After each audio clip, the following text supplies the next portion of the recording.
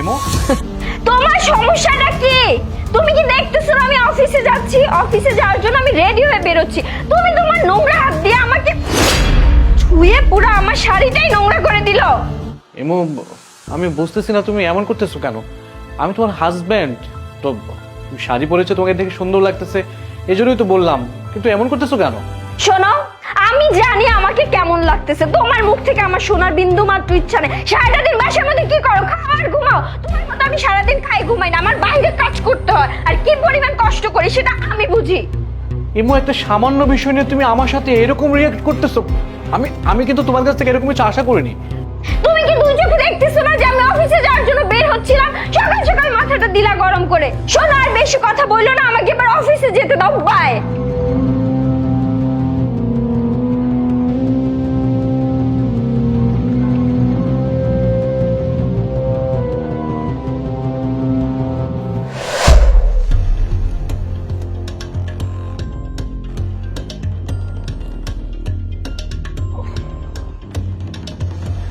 আরে হিমু, চলে আসছো তুমি, খুব ভালো করেছো। আমার না প্রচন্ড ক্ষুধা পেয়েছে, যাও না কিছু একটা রান্না করো প্লিজ। কি বললা তুমি? আমি সারাটা দিন বাইরে কাজ করে আসছি, মাত্র অফিসটা শেষ করে বাসায় ঢুকছি, এখন আমি যাব তোমার জন্য খাবার রেডি করতে? তোমার কি মাথায় সমস্যা আছে? নিজে সারাদিন বাসায় বসে ঘুমাও আর খাও, আর কি করো? এই যে গেম খেলতেছো না, এই মোবাইলে গেম খেলতেছো, এসি একটা ছেড়ে, এই যে এসির বিলগুলা আমার দিতে হয়, আমার বেতন থেকে দিতে হয়। তুমি তো সারাদিন খালি আরাম করো, বাসায় বসে খাও আর ঘুমাও, অ্যাটলিস্ট রান্নাটা তো করে রাখতে পারো নাকি? হিমু, আমি বুঝতেছি না তুমি আমার সাথে এরকম আচরণ করতেছো কেন। দেখো, তুমি তো জানো যে অ্যাক্সিডেন্টলি অফিসিয়াল একটা প্রবলেমের কারণে আমার জবটা চলে যায়।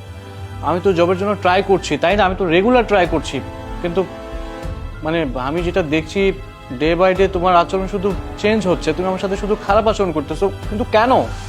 শোনো, তোমার এই চাকরির কথা আমি এই 2-3 মাস ধরে শুনেই যাচ্ছি। তুমি চাকরি পাবা, চাকরি খুঁজতেছো, চাকরি নিব। তোমার না চাকরি বাকরি করার বিন্দু মাত্র ইচ্ছা নাই, কেন জানো? ঘরে বসে বসে বইয়ের ইনকাম করার টাকা দিয়ে তো খেতে পারতেছো। তুমি আরাম করতে করতে একটা অলস হয়ে গেছো, তাই তোমার আর কাজ করার কোনো বিন্দু মাত্র ইচ্ছা নাই, তাই তো তুমি সারাদিন এরকম বসে থাকো। শোনো, তোমার যদি চাকরি বাকরি করার ইচ্ছা থাকতো তুমি ঠিকই চাকরি পেয়ে যাইতা। তোমার কোনো ইচ্ছাই নাই চাকরি বাকরি করার, কারণ তোমার সারাদিন আরাম দরকার আর এসির মধ্যে বসে বসে গেম খেলা দরকার। দেখো, তুমি কোনো চিন্তা করো না, তোমাকে এত কষ্ট করতে হবে না। আমি আমি খুব শীঘ্রই একটা চাকরি পেয়ে যাব। এত কথা না বলে এখন যাও, আমার জন্য এক গ্লাস পানি নিয়ে আসো। ভাল লাগতেছে না আর আমার এগুলা। যাচ্ছ না কেন?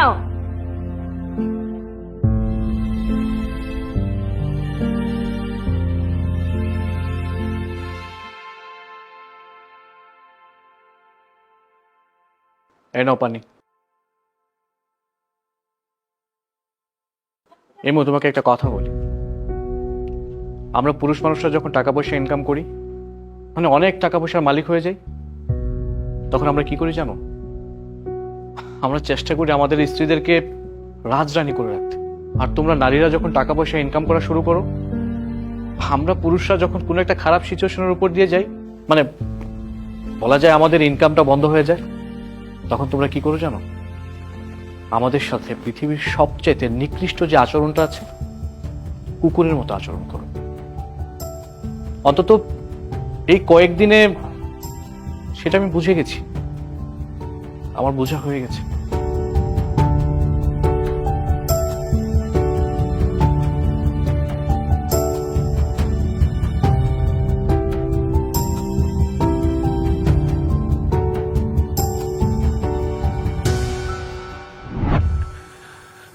হিমু, আমি অফিসে যাচ্ছি, খাবার রেডি করেছো? রাকিব, আমি সরি, আজকে শরীরটা এত খারাপ লাগতেছে, তাই আমি তোমার জন্য আর খাবারটা রেডি করতে পারিনি। কি বলতেছো? শরীর খারাপ, জ্বর নাকি?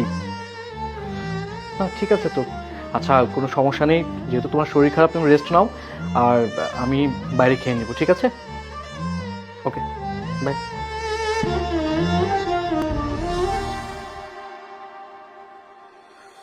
চলে আসছো? হ্যাঁ, চলে আসছি। আচ্ছা, আমার না অনেক ক্ষুধা পেয়েছে, কি আছে খাবার দাও তো। রাকিব, তোমাকে তো সকালে বলেছিলাম শরীরটা অনেক খারাপ, তাই আজকে রান্না বাড়া কিছু করতে পারিনি। ও আচ্ছা, কোনো সমস্যা নেই, যেহেতু রান্না করতে পারোনি আমি আছি না, আজকে আমি তোমার পছন্দের যত খাবার আছে সব রান্না করব। তুমি বসো, আমি এখনই রান্না শুরু করছি। হ্যাঁ, আরে কোনো দরকার নেই, আমরা আজকে বাহির থেকে খাবার অর্ডার করে খেয়ে নিব। তাই না? আচ্ছা ওয়েট, তোমার জন্য একটা গিফট আছে। চোখ বন্ধ করো, এই যে চোখ খোলো। পছন্দ হয়েছে? অনেক।